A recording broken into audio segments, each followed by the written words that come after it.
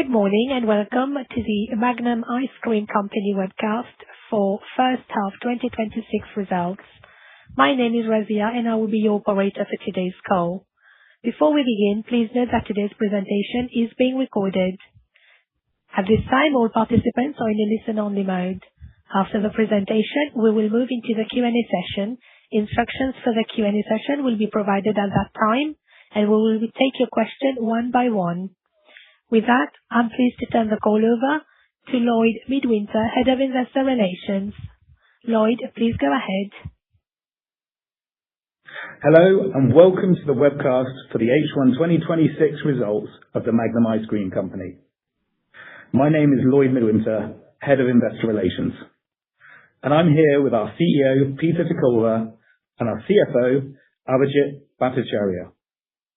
Our press release and this presentation are published on our Investor Relations website, where a replay and transcript of this webcast will also be made available. Before we start, I would like to draw your attention to the cautionary statement regarding forward-looking statements and assumptions. This applies to the presentation and webcast, including the Q&A session. In a moment, Peter will share some key highlights on our business performance, showing how we are executing on our strategy. Abhijit will then run through our financial results and outlook. We will then be happy to address your questions. So, Peter, over to you. Good morning, everyone, and thank you for joining. Lloyd, it's nice to have you with us. Welcome to TMICC. Let's start with the headline first. We delivered a solid first half. The ice cream category keeps growing, and we outperformed it by achieving growth of 4.7%. Growth was balanced across volume and value, every region, and each of our global brands. Importantly, our performance was driven by innovation and operational rigor, and this rigor meant we got off to a strong start for the summer season. Disciplined execution of our productivity program delivered 90 million savings during the first half, helping us deliver underlying margin improvement and providing fuel for growth. Adjusted EBITDA increased to 880 million, 18.7% margin, and adjusted EBIT margin was 15.3%, 50 basis. Transformation remains on track for end of 27. Looking ahead, while we are clear-eyed on the wider external challenges, we are committed to our strategy, confident in our ability to execute and reaffirm our full-year outlook.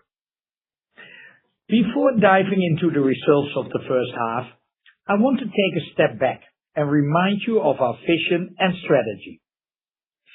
It's been almost a year since we presented this at our Capital Markets Day, and we're in the middle of our most important period of execution, when you can see impact in action. Our vision for the Magnum Ice Cream Company is simple. We want to make the most loved ice cream in the world, to grow the market and build a highly competitive snacking business for our shareholders and customers. And we will do that by delivering our strategy to grow the ice cream market as category leader. We are executing against that strategy, and today's results show that it is starting to work. I really do believe that life tastes better with ice cream. We have a simple but powerful value creation model that underpins our performance. Strong brands and innovation that create desire and demand. Execution rigor that converts demand into results, and a culture and structure that empowers our colleagues to act like owners. So, on innovation, we will generate demand through building and activating our brands like the best in the beauty industry. Because, like beauty, ice cream is a marketing and innovation-led category, and we will leverage our unique capabilities and scale to create unmatched desire for our products. Secondly, execution. Execution matters, especially in ice cream. We aim to have the rigor of our bottling and soft drinks peers, getting the right product to the right place at the right price every time, at thumb's length of desire. And lastly, an ownership culture. None of this is possible without the right culture. It is the hardest thing for people outside the company to see, but it is the most powerful change we have made in the past 24 months. We are creating a culture with clear accountability, a simple structure, and aligned incentives that empower, enables every colleague. Everyone at the Magnum Ice Cream Company is an owner, and everyone is here to sell ice cream. This model will enable us to deliver against our medium-term targets for growth and returns. We're off to a solid start. Now, turning to our business performance during the first half. In the first half, we delivered 4.7 billion revenue, achieving organic sales growth of 4.7%. We balanced volume and value to outperform the global ice cream category, with 2.5% volume and price up 2.2%. It's important to remember that this performance is against strong comparisons from the previous years. In the first half of 2025, we delivered organic sales growth of 5.8%. I'm proud of the team for delivering such a strong result. It shows our strategy is beginning to work. All three of our regions contributed to growth, with Europe and ANZ up 4.1%, Americas 3.2%, and EMEA growing 7.6%. Our focus on operational rigor meant the key summer selling season got off to a strong start. We gained share in all regions, including the US, our biggest market, with 1.1 billion revenue for the first half. France and the UK were key growth drivers for Europe.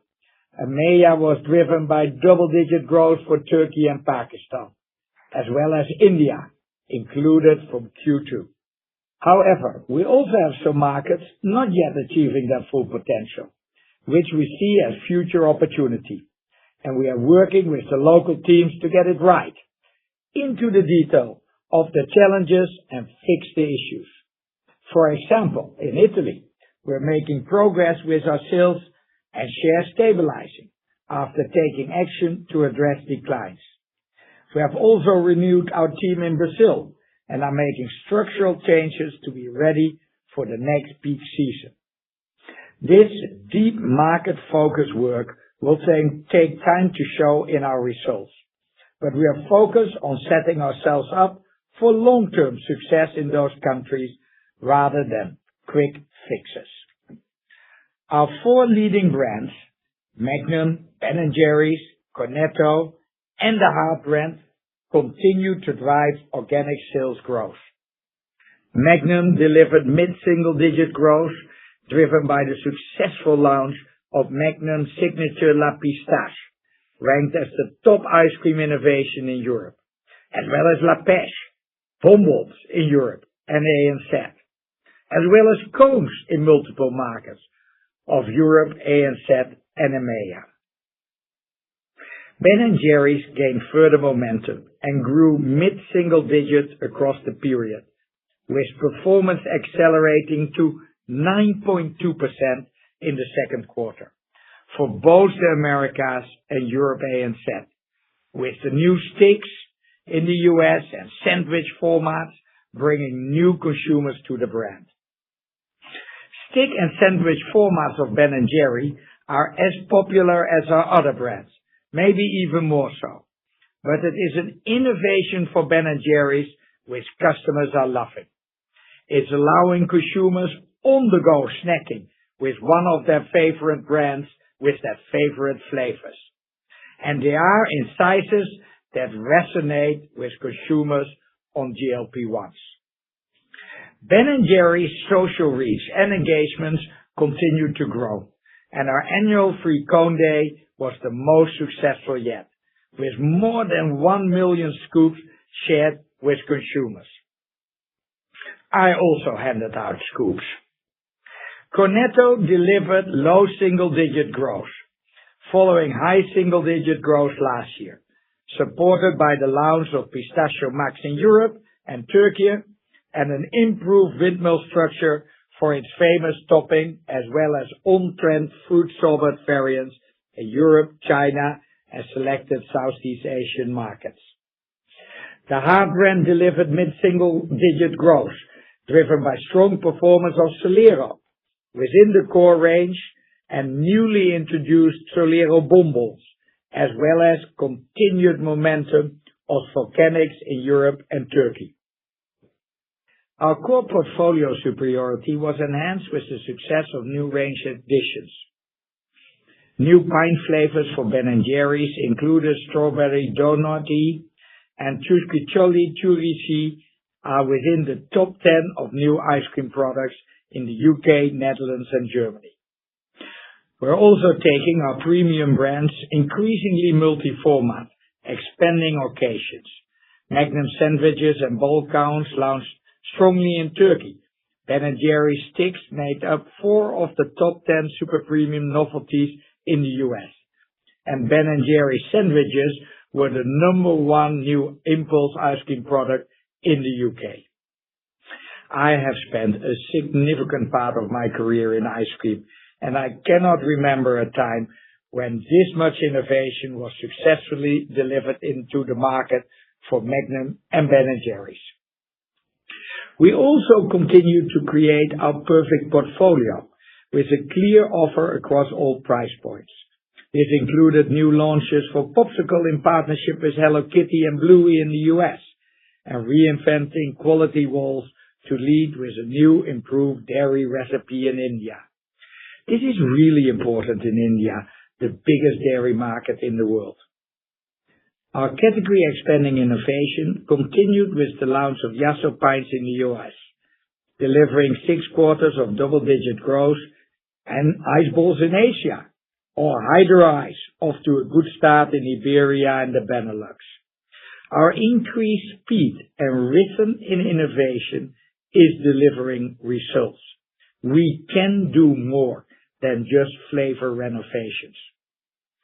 Our frontline first model and ownership culture is driving growth in all channels. The at-home channel grew mid-single digit, supported by improved service level, which enhanced availability. Growth was further supported by stronger in-store execution, driven by more frequent visits from our dedicated sales force and a greater focus on merchandising. In the US, we continue to rebuild our business in the value and club segments. The away-from-home channel delivered mid-single-digit growth, supported by continued expansion of our cabinet fleet in key markets, including India, Pakistan, China, and Mexico, sets us up for a better key summer season. Digital commerce maintained double-digit growth, driven by solid execution and supported by strong collaboration with key partners, as well as improved digital assets. Across regions, we see DCOM driving category growth, and we are positioning ourselves as the category partner of choice for leading players in the space as we partner on marketing initiatives. It is one of the biggest long-term opportunities we see, with DCOM changing consumption patterns in a way that can be structurally supportive to the ice cream category.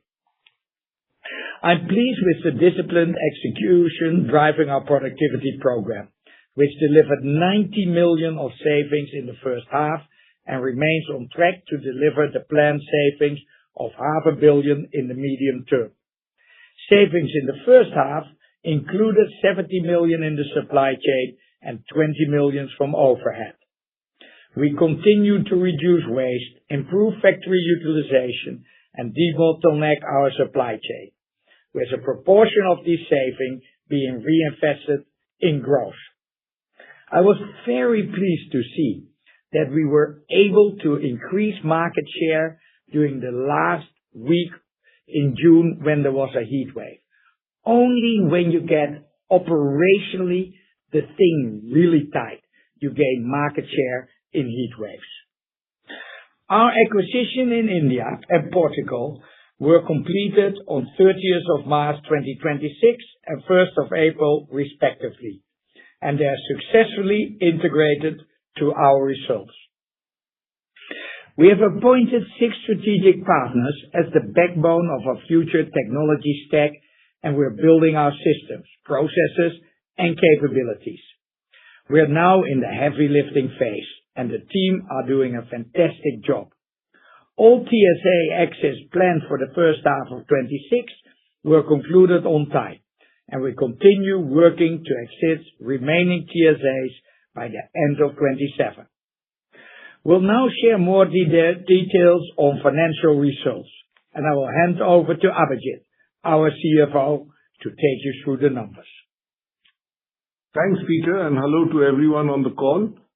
I'm pleased to share we delivered solid financial results for the first half of 2026, driven by organic sales growth of 4.7%, balanced between volume and price.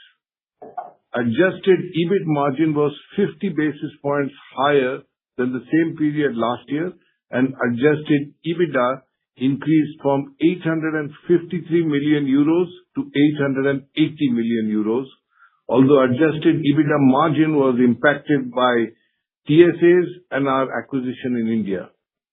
Free cash flow was 273 million euros, driven by working capital movements and higher EBIT. Based on this solid performance and looking ahead, we've reaffirmed our outlook for the full year. Revenue was 4.7 billion euros for the first half, up from 4.5 billion euros last year, with organic sales growth across all regions.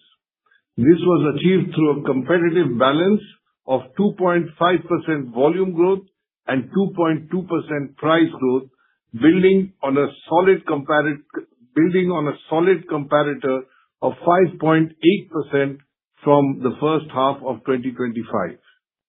Reported revenue growth was 4.2%, including 2.3% favorable impact from acquisitions and 2.7% adverse foreign currency translation effects. Forex translation effects related mainly to the strengthening of the euro against key currencies, particularly the Turkish lira and the US dollar. Adjusted EBIT was 716 million euros, up from 666 million euros last year, and adjusted EBIT margin of 15.3% was 50 basis points higher than the first half of 2025, driven by improved gross margin resulting from productivity savings, pricing, which was partly offset by cost inflation. Adjusted EBITDA was also up at 880 million euros compared to 853 million euros in H1 2025.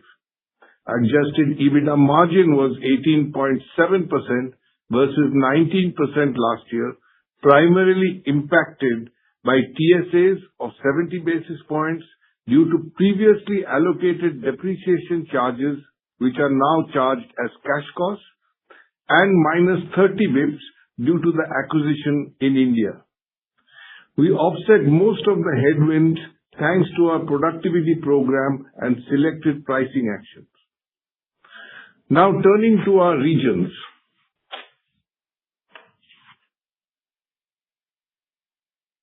Europe and ANZ delivered a solid performance with 4.1% organic sales growth and share gains in key markets. Growth was volume-driven, supported by innovation, better execution, and favorable weather towards the end of the period. France and the UK were the main growth drivers in the region, with France delivering double-digit growth and the UK posting mid-single-digit growth. In Italy, we continued to execute our turnaround plan, stabilizing share and market share following a prolonged period of decline. Magnum and Ben & Jerry's performed strongly, delivering high single-digit and mid-single-digit growth respectively, supported by new formats and flavors. According to Nielsen, our Magnum and Ben & Jerry's innovations, together with Volcanics, made up 6 of the top 10 ice cream innovations in Europe for the first half of the year. Growth was also enabled by improved availability and on-shelf execution, with key wins including new listings. Adjusted EBIT margin improved by 100 basis points despite the 50 basis points headwind due to lower royalties from India. Strong gross margin delivery was partially offset by previously allocated depreciation charged as cash cost according to the TSAs, which adversely impacted adjusted EBITDA margin by 90 basis points. The Americas delivered organic sales growth of 3.2% and continued to gain market share in both the US and Mexico, while executing our turnaround plan in Brazil, where the business remained in decline. Reported revenue was 1.1% lower than last year due to 4.1% adverse impact from Forex translation. In North America, growth was driven by our leading US brands, with Yasso and Popsicle continuing double-digit growth and Ben & Jerry's outperforming the broader market, resulting in market share gains. Innovations continued to revitalize our US portfolio. Strategic partnerships, including with Hershey and Disney, supported growth across key brands, while Popsicle benefited from successful collaborations with Hello Kitty and Bluey. Ben & Jerry's delivered strong growth, especially during the second quarter, supported by the launch of stick and sandwich formats. These launches, plus Yasso Pints, represented 6 of the top 10 ice cream innovations during the first half, according to Nielsen. Adjusted EBIT margin improved 140 basis points due to carryover pricing effect from the second half of 2025 and savings from our productivity program, which more than offset increased distribution cost. Adjusted EBITDA margin improved 50 basis points driven by higher EBIT, partially offset by previously allocated depreciation now charged as cash costs. AMEA continued to deliver strong growth with sales 7.6% higher. Turkey performed strongly with double-digit growth despite being impacted by measures imposed by the Turkish Competition Authority, or TCA. These interim measures are focused on the use of cabinets in small retail outlets where no other freezer cabinet is directly accessible to consumers. 30% of our freezers need to be allocated to competing products or left empty. We are cooperating with the TCA to comply with the measures imposed. Elsewhere in the region, Pakistan continued double-digit momentum, while Indonesia achieved mid-single-digit growth and significant share gains. India, which is included in the perimeter from the second quarter onwards, also delivered double-digit growth. Growth was moderated by China, which was impacted by unfavorable weather towards the end of the period. Reported revenue increased 9%, including 6.8% favorable impact from our acquisition in India and 5.2% adverse Forex translation effects. Growth was driven by innovations from our global brands, such as the Magnum sandwich in Turkey, and market-specific launches, including the Cornetto multi-layer sticks. This was underpinned by driving consumption occasions and expanding market penetration through festive activations, as well as joint business plans with retail partners, resulting in greater product availability and consumer reach. Adjusted EBIT margin declined by 190 basis points due to significant external headwinds, including material cost inflation and measures imposed by the TCA as well as our acquisition in India. Material cost inflation had a more significant impact in AMEA during the first half when compared to other regions due to the more lengthy supply chain, which means that cocoa consumption in the first half was done from purchases made at higher prices. These impacts were partly mitigated by selective pricing actions and disciplined execution of our cost management program. Adjusted EBITDA margin decreased by 270 basis points, also reflecting previously allocated depreciation charged as cash costs. I'll now take you through the key margin developments compared to last year. Adjusted EBITDA margin increased 70 bps for the first half, excluding the impact of 70 bps related to TSAs with previously allocated depreciation now charged as cash costs and 30 bps from our acquisition in India. Operationally, 190 basis points saving from our productivity program and 160 basis points from select pricing actions more than offset 200 basis points commodity and other supply chain cost inflation, with 80 basis points in reinvestment and other costs, including advertising and promotion, TSA markup, and double run costs.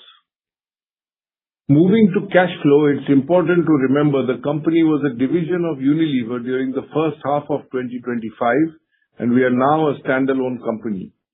Free cash flow was 273 million for the first half of 2026, up from 138 million last year, with a year-on-year increase primarily driven by favorable working capital movement and EBIT. Interest cost was 80 million higher and tax charges 38 million lower, reflecting our standalone financing and operating structure for H1 2026 compared to operating as a division of Unilever, with limited interest cost and allocated tax charges. Also, as already mentioned, previously allocated depreciation is now charged as cash costs, resulting in 24 million lower depreciation and amortization. Excluding the factors related to the separation from Unilever, comparable free cash flow for H1 2026 would have been 99 million, up from 72 million last year. This was driven by higher EBIT, partly reinvested as additional CapEx, with around 40% of CapEx for the first half related to freezer cabinets. The working capital movements were mainly related to the interim operating model with Unilever. Our net debt to adjusted EBITDA ratio was 2.5 times at the end of H1, in line with our capital allocation policy. We are mindful of continued uncertainty in the global environment, and we are taking mitigating actions. Our focus is on executing our growth strategy and productivity program, and we are reaffirming our full-year outlook.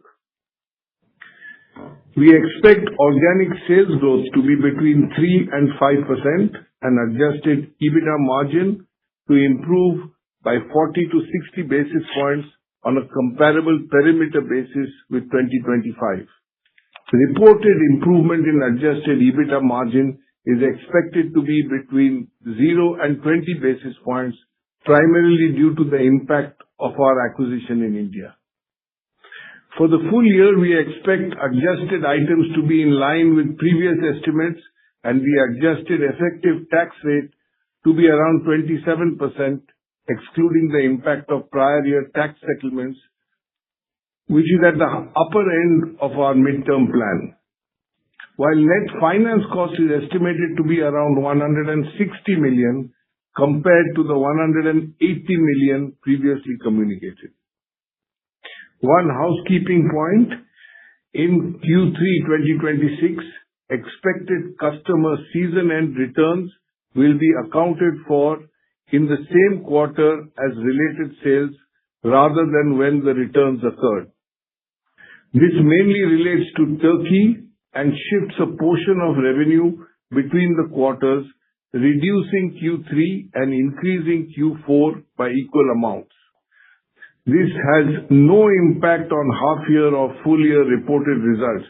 We have published comparable growth rates in the Appendix B of our press release to help with your modeling. And our capital allocation policy is unchanged.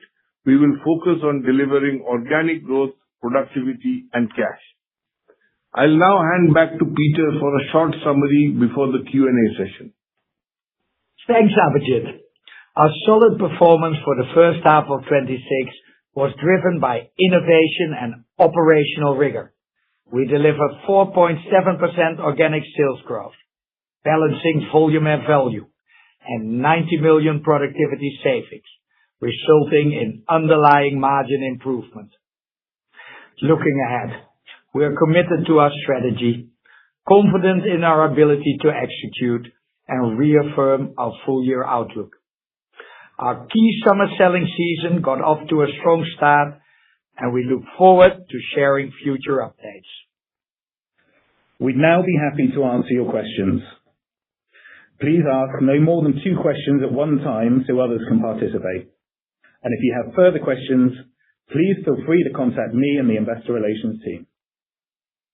The operator will now provide instructions and coordinate the Q&A session. Thank you. As a reminder, to ask a question, please press star 11 on your telephone and wait for your name to be announced. To withdraw your question, please press star 11 again. Once again, please press star 11 on your telephone and wait for your name to be announced. To withdraw your question, please press star 11 again. For the benefit of all participants on this call, please limit yourself to 2 questions so that everyone is given an opportunity to ask questions. Thank you. We are now going to proceed with our first question.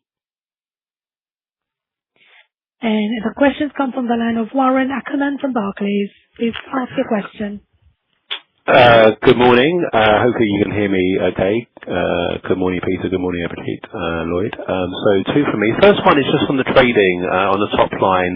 Obviously, very strong in the quarter, but you do actually have a tougher comp in the third quarter on a 2-year stack. I'm just wondering how much of that volume beat we should move across to the third quarter. Maybe you can talk about the exit rate in July, given the heat wave. I assume it's been very strong, and maybe any kind of updated kind of market share, how you're seeing it looks like market share data, what's happening on the 12-week data versus 52-week data, just to really understand that piece would be helpful. The second one actually is a little bit around kind of emerging markets.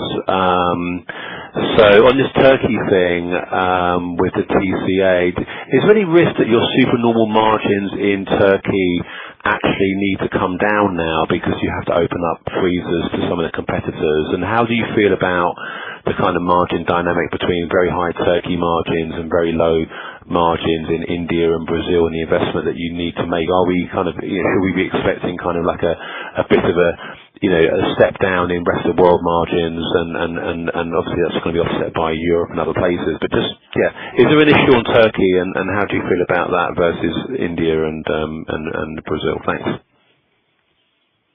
Hi, Warren. Hi, everyone. Good morning. The ice cream market is going from strength to strength. We always expected that increased penetration and new occasions and increased distribution would drive emerging markets. We were not sure, but the trend towards portion control and calorie control is driving developed markets as well, most notable in the US. And all the hard work, stepping up execution and innovation is starting to pay off. We had share gains 9 out of 10 quarters over, since we started, and we're innovation leader in the US and Europe. Last year we had a massive share tick up, as you will remember. This year we started a little bit weaker in a number of European countries, but we gained share in the US, we gained share in Europe overall. Massive step-ups in some country, And China sales were a little bit weak, but we gained share. We gained massive shares in China. So all in all, we feel good about shares. But, as expected, it's a competitive market, it's hard work, and takes the best of us. When you look at the second question, 1 second. Just on Turkey, it was just on the Turkey, on the margins and what's going on. Good. A couple of years ago, we had an investigation by the, antitrust authorities, and we complied with all this investigation, but our shares kept on growing. We believe that one of the core strengths of the Turkish business is actually its innovation rates and the way they develop new brands and expand their portfolio. We now have to open up our cabinets in the small outlets. We fully comply with that, but we gained a little bit of share in hard discounters and e-commerce. Our Turkish business is extremely healthy. We believe it will go back over the full year to both volume growth and continues at high value growth level. So we're in good space. Margins in Turkey indeed are very healthy. There is no reason why they should not stay healthy. We're very committed to our investments in India. Whilst we are building the business, the profitability will improve, but that's actually not the main thing. We need to build a stronger business. We need to grow very fast. In Brazil, we're in the middle of a turnaround. It's going a little bit slower than I had hoped to, but these are all structural changes it will take. It's fine. Brazil is also not our largest country. So that sort of answer? Yeah, it does. It does. I mean, on Brazil, are you able to tell us, Peter, how it did in the quarter, just sequentially, just to understand that part as well? Yeah, Brazil was still flattish, slightly down, but we're now making structural changes to the portfolio, pack price channel. Hopefully, next season, the results will come through. Super. Thank you. Okay. Next question, please. Sure. We're now going to proceed with our next question. And the question comes from the line of Celine Pannuti from JP Morgan. Please ask a question.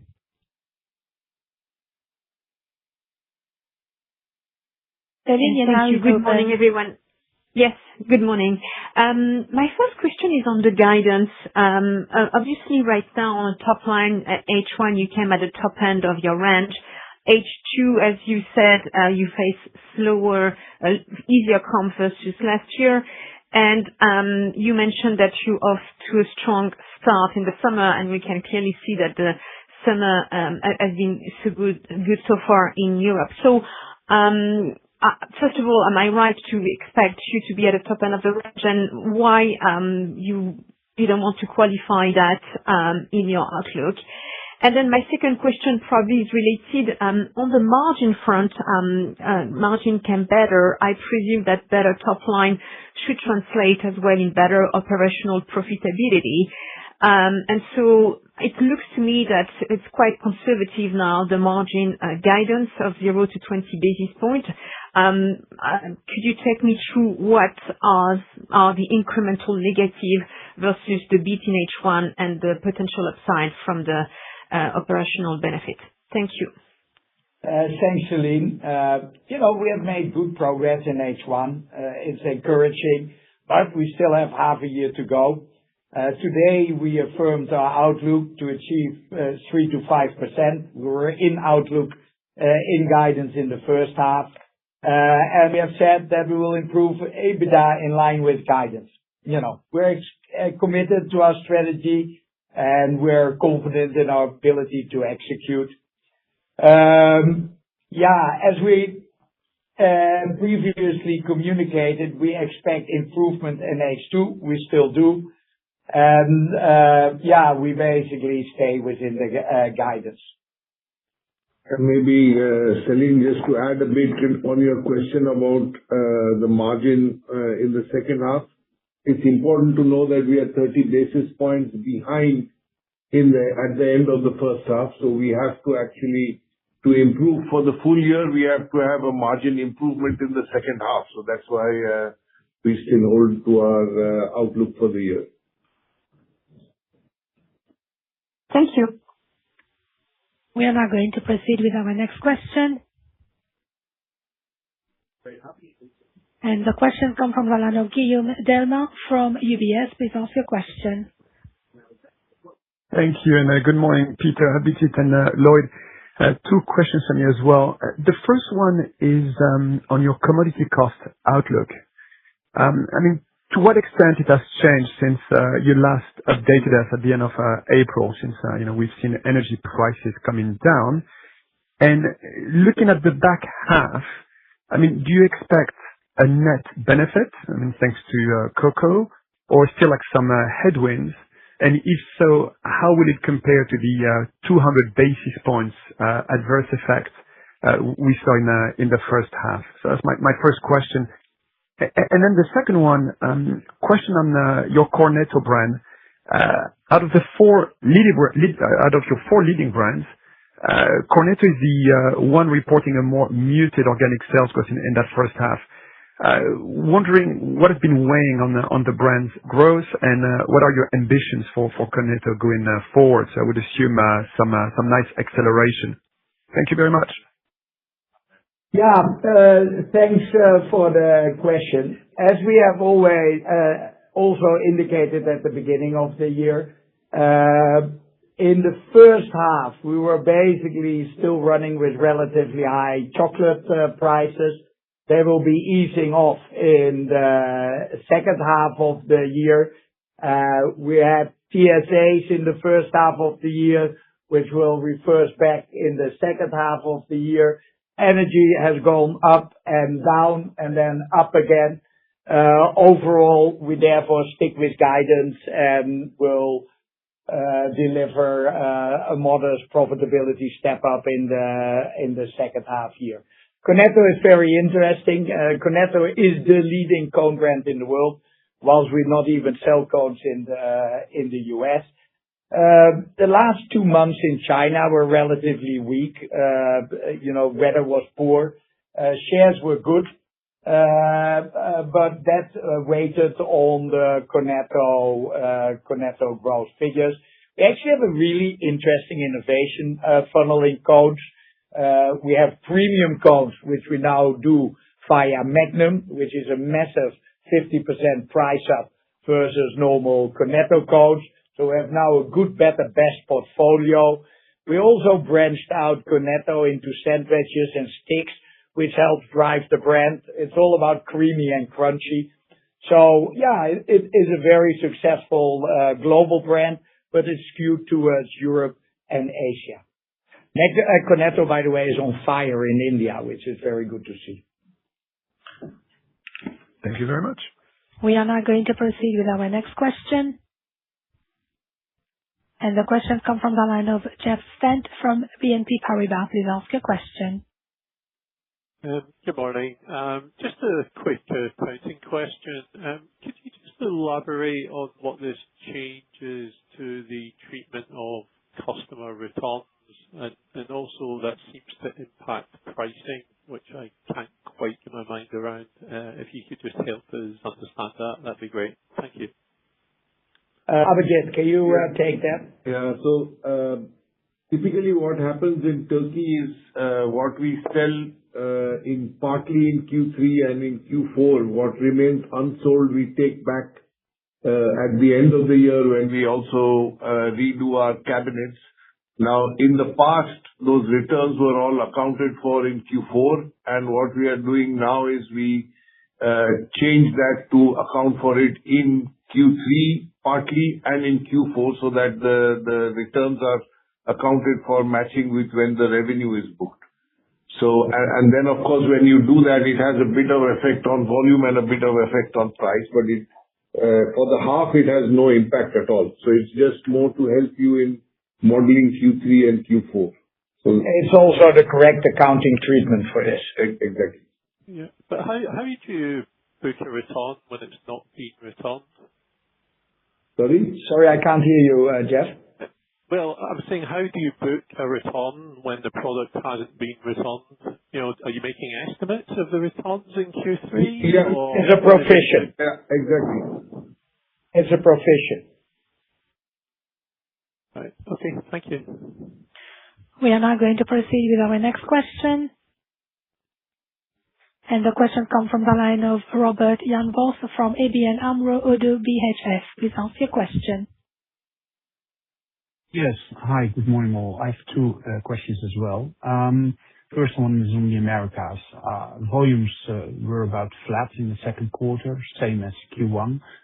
Can you provide some color on that? For example, in Q1, you said that volume growth was 1.8% in the U.S. I understand that Brazil is down still, but maybe elaborate on how volumes developed in the U.S. in the second quarter. And my second question is on EMEA, and then particularly on China. You posted high single-digit organic sales growth in China in Q1, according to what you said at Q1. What was it in Q2? And was the drag purely weather, or did you also see some other impacts that held back growth in China? Those are my questions. Thank you. Okay. Thank you very much. Two interesting questions. In the U.S., we see structural changes to the ice cream market. Historically, there's a lot of vanilla ice cream that is used as a topping on apple pie. They put it in soft drinks and call it a float. That market is declining, and there is very strong growth in handhelds, calorie control, portion control, and that is driving the American market. As you can imagine, this is really good for us because that is where we have the core strengths of our portfolio. And our 3.6% growth in the U.S. is driven on the growth of handheld ice cream in America. So you don't get a lot of volume, but you get a lot of pieces and price because handheld is more premium than buckets of ice cream. So the second question on China. I spent 2 weeks in China this year, and let me talk a little bit about what happened this year and the structural changes in China. You had a very good first quarter, and then the weather in May and June, especially in the east where we are strong, was not very good, and that impacted sales. But structurally, you see something very interesting, that the growth in the convenience channel is leveling up, and there is a new channel called the snacking channel, which is growing like gangbusters. Number of store opened, growth of the channel, and we're pivoting our portfolio and sales approach to these channels. What you also see, which is very interesting, that the growth in as tier 1 and tier 2 cities, the Chongqings, the Beijings, the Xi'ans, is more muted, and the growth in tier 4, 5 cities is very strong, and we're pivoting our machine more to lower tier cities, and that's why we're still very confident and bullish on the potential of the Chinese market. We are now going to proceed with our next question. And the questions come from the line of Maxime Stranart from ING Bank. Please ask your question. Hi. Good morning. Hope you can hear me well. Actually, one question on my side.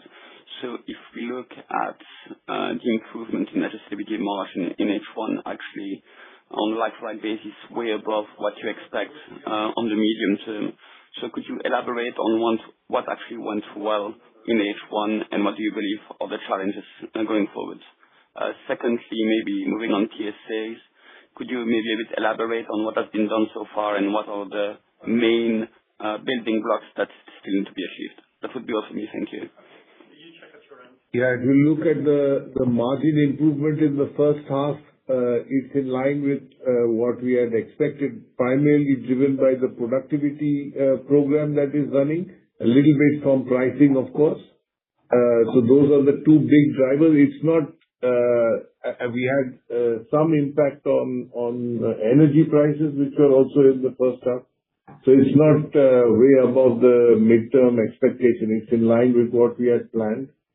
I think if you look at the TSAs, what we have exited so far has been most of the service TSAs, which Unilever was providing us. What is left to be done is to move out of the IT-related TSAs.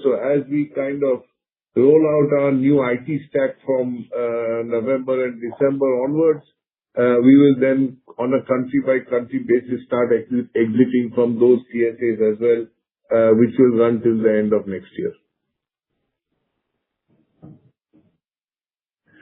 We are now going to proceed with our next question. The questions come from the line of Bing-Ching Zhou from Rothschild & Co Redburn. Please ask your question. Hi, Peter, Abhijit, and Lloyd. Thank you for taking my question. I have two. The first one is about India. You posted double-digit growth in India in Q2. That's the first period in the parameter. Can you unpack what drove that? I think in the last quarter you mentioned some cabinet expansion, quite a lot of cabinet expansion in the market, shift to dairy ice cream, price reset. How sustainable is that pace? And at what point do you think India will become a meaningful contribution to the group growth?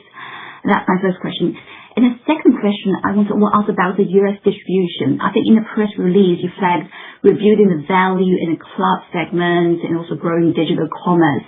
Can you give us an update on the progress in these channels? And again, when we might see a meaningful contribution from these channels, kind of the channels, underrepresented channels in the U.S. Two questions there. Thank you. Thank you, Bing-Ching. On India, we basically did the following thing. We built a new team. All the people now running the business are new, a new structure. We put more resources in it. Lots of work on organization. Then we changed pricing, and we brought pricing more in line with core snacking price points.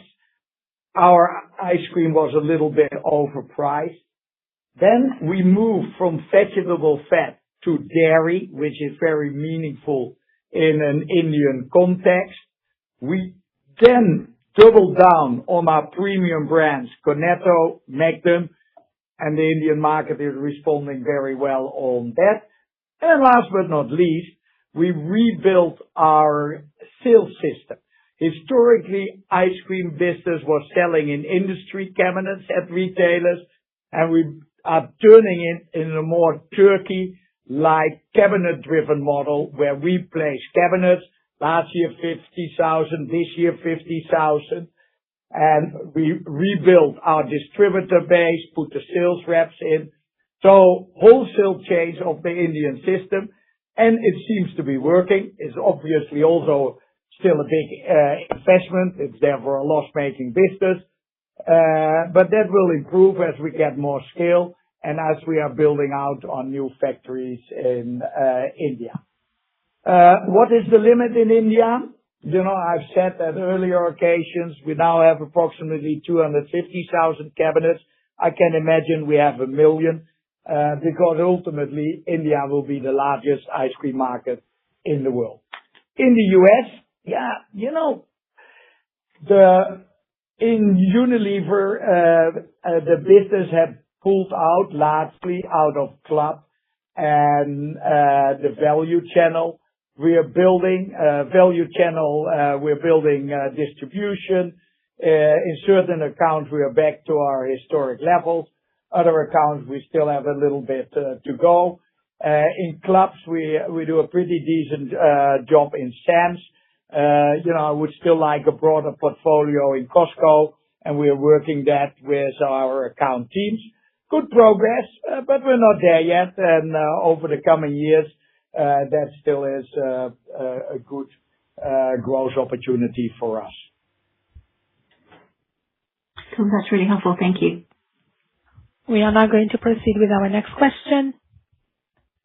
And the questions come from the line of Tom Sykes from Deutsche Bank. Please ask your question. Yeah, morning. Thank you very much. I just had a couple of questions on pricing. So when do you start the pricing negotiations with major retailers for next year's sell-in, please? And then on out-of-home, what's the difference in pricing power that you see in out-of-home versus large retailers? And do you see, I guess if cocoa falls, do you tend to hold on to that a little bit more in the product you sell to out-of-home versus the product that you sell to larger retailers? And I know it's early, but when we think about that sell-in for next year, I mean, are you expecting next year's growth to be a bit more volume-led than pricing-led, given what is likely at the moment to have happened to raw materials? Thank you. Thanks, Tom. Basically, we start discussing our full portfolio plans and marketing plans with retailers in September. So that is where we evaluate the season before, take the learnings, and these are also learnings on stocks and out of stocks, portfolio, what worked and not worked. And we mostly concluded at the beginning of the year after. I expect that it will be this year the same as it was last year.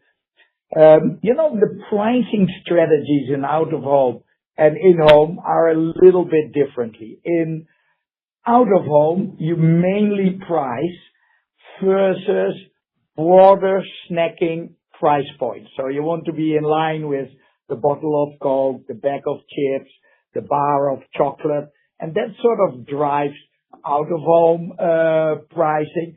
Obviously, a very fragmented channel where we have 3 million cabinets, the pricing power of the individual retailers is a little bit lower, but you still want to be in bands of consumer acceptance. And as you know, this business is volume driven. We now have 8 quarters of volume growth. This is also what we like because it drives the economics of the business. But that is the sort of out-of-home pricing. In-home pricing, we have strategic pricing brands versus competitive products versus retailer-owned brands, and we stay very disciplined to that. Thank you. We now have time for one final question. And the questions come from the line of Jeremy Kincaid from VLK. Please ask your question. Good morning. I'll make it quick. Just with your organic growth, it was positive on the volume side and the price side for all of your regions, except for organic price growth within Europe, which was negative. I was just hoping if you could talk to that a little bit more. And then my second question was on your innovation rate. It's clearly very high at the moment. I'm just wondering if you have any measure of how much growth those new products contributed to your bottom line or even your organic growth this quarter. And do you think this rate of innovation is required going forward?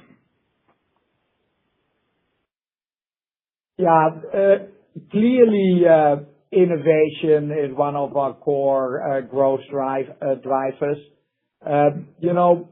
We said that there is the most important thing is that your core products are better than the same likewise products of competition. So there's always a lot of renovation to keep quality lead. Then we expand. We look country by country. What are the formats? What are the price points? Do we have a good portfolio fill-in? Then we have this strategy of taking the core brands in different formats to address different occasions. And last but not least, we address new benefits. We believe this is sort of 40% of our growth of the business is driven by innovation. So clearly very important. And we have created an engine that we can deliver this year on year. Hopefully every year a little bit better, but time will tell. On pricing in Europe, we are a volume-led growth business, so we are very focused on getting our pricing right. It's a little bit up, it's a little bit down, it's dynamic. As you know, we were very proud that also last year we grow volume even in the chocolate segment. And for me, it's a sign that we're quick on the wheel, dealing with pricing issues to keep the volume growing. We'll continue to do that. Thank you. Okay, so that's it for the questions. Thank you very much to everyone for joining the call. If you do have follow-up questions, please get in touch with Investor Relations, and we'll be happy to help. This concludes today's conference call. Thank you all for participating. You may now disconnect your lines. Thank you. Have a good rest of your day.